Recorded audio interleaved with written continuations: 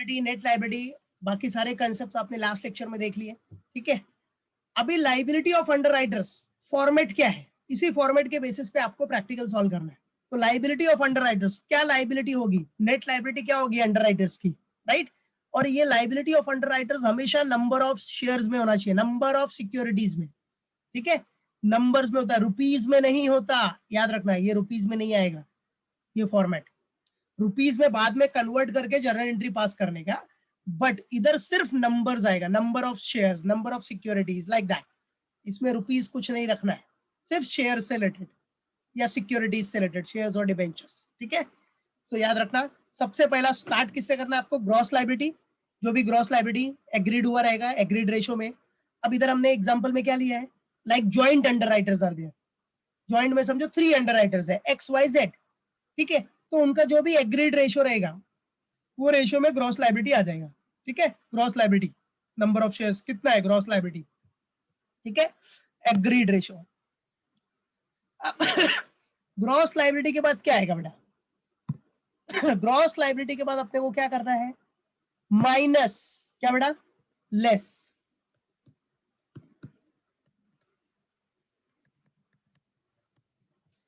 Gross liability था, उसमें से क्या करना है, मार्क्ड एप्लीकेशन, मार्क का फंडा बता दिया मैंने। मार्क्ड एप्लीकेशन मतलब जिसमें अंडरराइटर का स्टैम्प होता है बेटा, अंडरराइटर ने एफर्ट्स किया है उस शेयर्स को उस शेयर्स को बेचने के लिए, बराबर है, उस शेयर को बिकवाने में अंडरराइटर्स का पूरा हाथ है, पूरा एफर्ट्स है, बराबर है। दैट इज वाई जो एप्लीकेशन, क्या जिस एप्लीकेशन पे अंडरराइटर का स्टैम्प होगा, that is what marked application, ये सब पहले पढ़ चुके हो। तो मार्क्ड एप्लीकेशन है मतलब वो क्या कर दोगे, वो अंडरराइटर्स का लायबिलिटी क्या करेगा, रिड्यूस कर देगा। सो लेस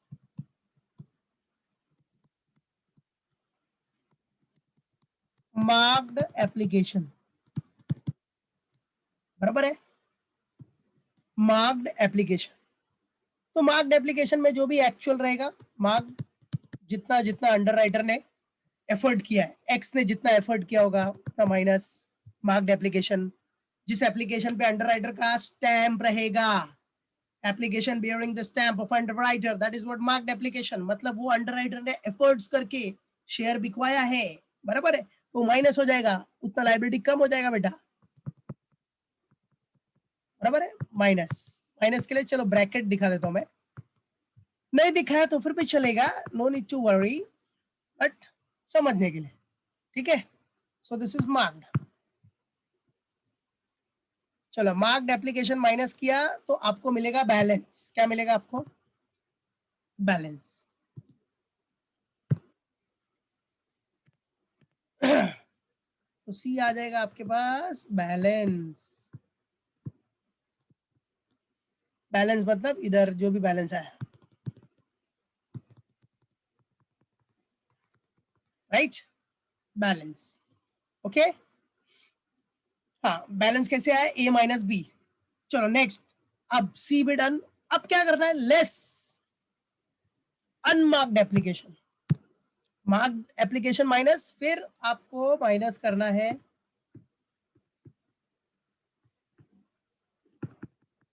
तो याद रखना लायबिलिटी कैलकुलेट करते टाइम पे मार्क्ड एप्लीकेशन तो माइनस करना ही है, अनमार्क्ड एप्लीकेशन भी माइनस करना है।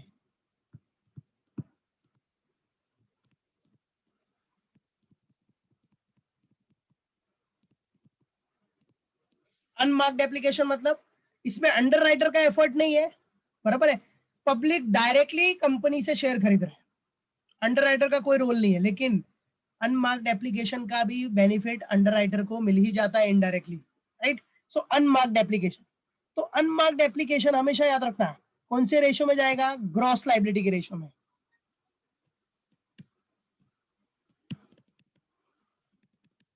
जो ग्रॉस लायबिलिटी का रेशो है उसमें ये डिस्ट्रीब्यूट हो जाएगा।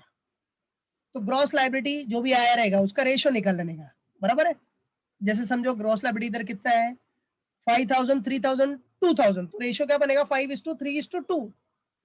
तो वही रेशो में अनमार्क्ड एप्लीकेशन जो भी रहेगा वो बाइफरकेट करने का।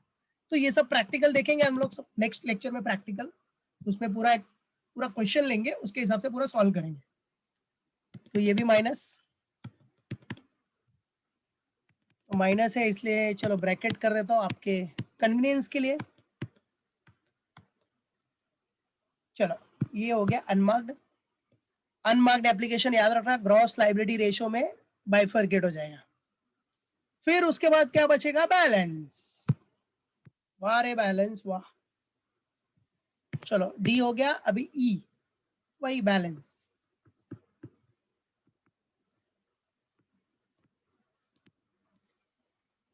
Balance x x. चलो नाउ बैलेंस आ गया ना बेटा। अब उसके बाद देखो मार्क्ड भी माइनस हो गया, अनमार्क्ड एप्लीकेशन भी माइनस हो गया। अब क्या माइनस करना है? अगर फर्म अंडर राइटिंग है तो वो भी पहले, फर्म अंडर राइटिंग पहले माइनस होएगा और लास्ट में नेट लाइबिलिटी निकालते टाइम पे क्या होता है? प्लस होता है, याद रखना। तो less F, step number F, less क्या करना है? Firm under writing.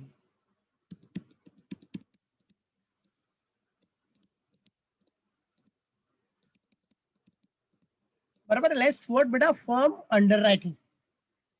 ठीक है, तो फर्म अंडर राइटिंग जो दिया रहेगा एक्चुअल, अगर वो एक्चुअल लो उसमें शो कर देने का। ये क्वेश्चन में आपको दिया रहेगा, मेंशन क्या रहेगा? भी माइनस, लेकिन हमेशा याद रखना firm underwriting net liability निकालने के लिए फाइनली क्या हो जाएगा? Add up. तो ये आ गया अपना, फिर से वही चीज माइनस किया तो क्या मिल जाएगा बेटा? बैलेंस।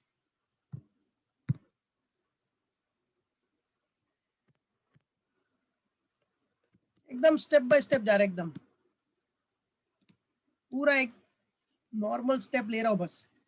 चलो बैलेंस आ जाएगा।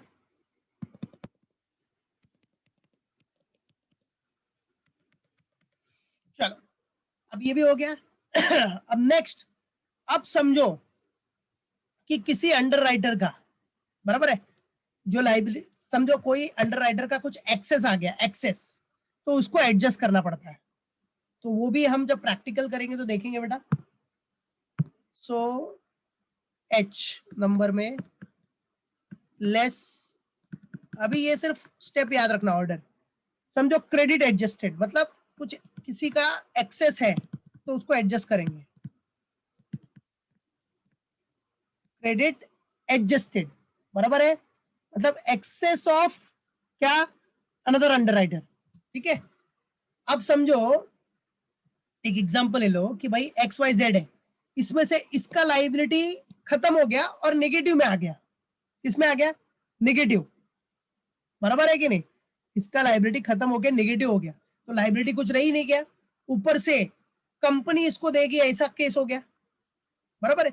तो वो केस में इसका जो एक्सेस आया रहेगा क्रेडिट, वो अदर अंडर राइटर्स में क्या हो जाएगा? डिस्ट्रीब्यूट। तो इसके लिए आपको प्रैक्टिकल देखना पड़ेगा, फिलहाल प्रैक्टिकल से अच्छे से क्लियर होगा, बट सिर्फ अभी ये स्टेप खाली पढ़ के रखना, एक ऑर्डर। फिर जब एक क्वेश्चन लेंगे ना बेटा, तो उसमें पूरा कैलकुलेशन करके बताऊंगा। अभी एक्स एक्स से थोड़ी समझ में आएगा, अभी सिर्फ ये याद रखना। ठीक है, मालूम पड़ा? समझो इधर ये एक एग्जांपल ले लेता हूं, जैसे ये 100 आया, 100 इसका निगेटिव आंसर आ गया। ठीक है, तो इसका जो निगेटिव है क्रेडिट, वो अदर अंडर राइटर्स को क्या हो जाएगा? एडजस्ट हो जाएगा, बराबर है। अदर अंडर राइटर को क्या हो जाएगा बेटा? एडजस्टेड। क्लियर? तो इसके लिए हम प्रैक्टिकल देखेंगे तो वो क्रिस्टल क्लियर हो जाएगा, तो टेंशन लेने की जरूरत नहीं है। और वो भी कौन से रेशो में? जो इनका लाइबिलिटी का रेशो रहेगा, ग्रॉस लाइबिलिटी का। ठीक है, तो क्या रेशो था? समझो हमने एग्जांपल लिया था 5:3:2। तो अभी किसको एडजस्ट करना है? y और z को, तो रेशो क्या बन जाएगा? 3:2, दैट्स इट, बराबर है। तो फिलहाल तो हम इधर कोई क्वेश्चन ले नहीं रहे, सिर्फ फॉर्मेट देख रहे हैं, ऑर्डर।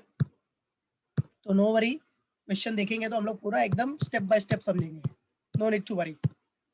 तो क्रेडिट एडजस्टेड, तो क्रेडिट एडजस्ट भी किसमें करना है? जो भी अपना जीएल है,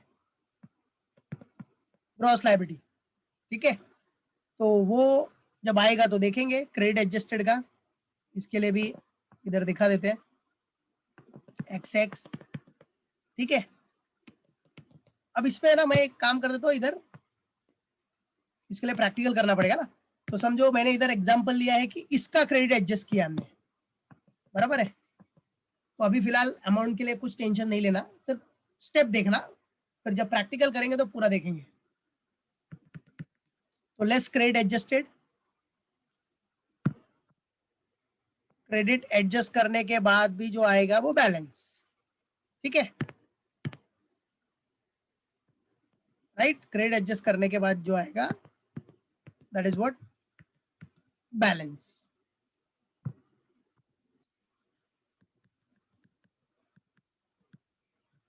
तो अभी आपका मेन पर्पज सिर्फ ये ऑर्डर देखना है, ये स्टेप्स, दैट्स इट। इधर अमाउंट में अभी ध्यान मत दो, वो प्रैक्टिकल करेंगे जब क्वेश्चन लेंगे तो उसके बेसिस पे समझेंगे। चलो बैलेंस, तो बैलेंस वही अपना जो भी आएगा।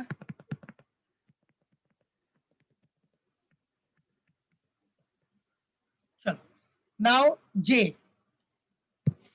अब बेटा क्या करना है अपने को, देखो सब हो गया, क्रेडिट एडजस्ट होने के बाद अब नेट लायबिलिटी निकालना है। तो क्या बोला था मैंने, नेट लायबिलिटी निकालते टाइम पे फर्म अंडर राइटिंग है अगर, तो वो क्या होना चाहिए, प्लस होना चाहिए। तो फाइनली ऐड कर दो फर्म अंडर राइटिंग को। अगर नेट लायबिलिटी निकालना है तो फर्म अंडर राइटिंग, जो फर्म एप्लीकेशन है वो एड अप होना ही चाहिए। तो ऐड फर्म अंडर राइटिंग,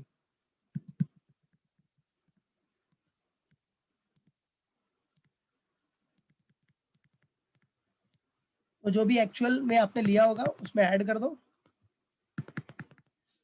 और इसका क्या फंडा है प्रैक्टिकल में बताऊंगा मैं, नो नीड टू वरी। चलो अभी फिलहाल ये बेसिक स्टेप्स आपको याद रखने सारे। चलो फर्म अंडर राइटिंग, फाइनली क्या हो जाएगा, फर्म अंडर राइटिंग ऐड होना चाहिए to calculate what, net liability.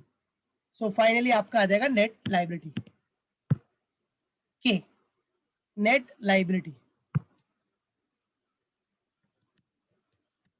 Net what बेटा, लायबिलिटी।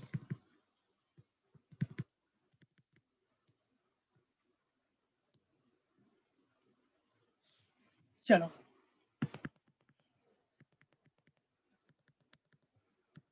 ये हो जाएगा आपका final net liability,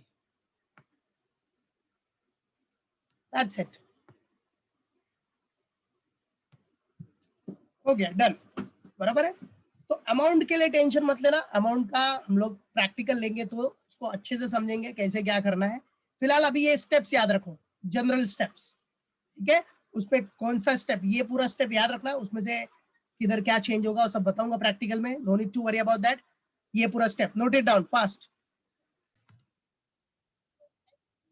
remember it. Liability of underwriters में क्या, सबसे पहला स्टार्टिंग क्या, पहली बात तो याद रखना, लाइबिलिटी ऑफ अंडरराइटर किस पे होगा, नंबर ऑफ शेयर्स में, नंबर ऑफ सिक्योरिटीज में, ठीक है। तो सबसे पहला क्या होगा उसमें, ग्रॉस लाइबिलिटी, ठीक है।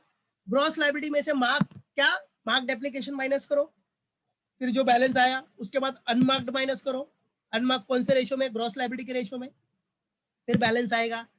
फर्म अंडर राइटिंग होगा तो वो डिडक्ट कर दो, फिर बैलेंस आया, फिर अब उसमें से किसी का एक्सेस बैलेंस आ गया तो प्रैक्टिकल देखेंगे तभी देखेंगे, प्रैक्टिकल करते टाइम पे अगर उसमें से किसी का एक्सेस बैलेंस आया, एक्सेस क्रेडिट हो गया, तो वो अदर अंडर राइटर में एडजस्ट कर देंगे। तो क्रेडिट एडजस्ट कर देंगे अदर अंडर राइटर्स में, वही सेम जो ग्रॉस लायबिलिटी का रेशियो है, राइट। वो एडजस्ट करने के बाद जो बैलेंस आया वो दिखा दो। और फाइनली नेट लायबिलिटी निकालने के लिए you have to add up what, firm under writing.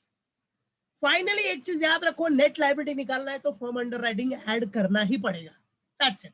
क्योंकि firm under writing is what, fixed under writing, वो आपको देना ही है कंपनी को, वो अंडर राइटर को पे करना ही है क्योंकि फर्म अंडर राइटिंग है। भले पब्लिक खरीदे ना खरीदे, आपको उतना शेयर खरीदना ही पड़ेगा अंडर राइटर्स, क्योंकि आपने फर्म अंडर राइटिंग लिया है। Got it, clear. तो ये पूरा स्टेप आपको याद रखना है, ओके, पक्का।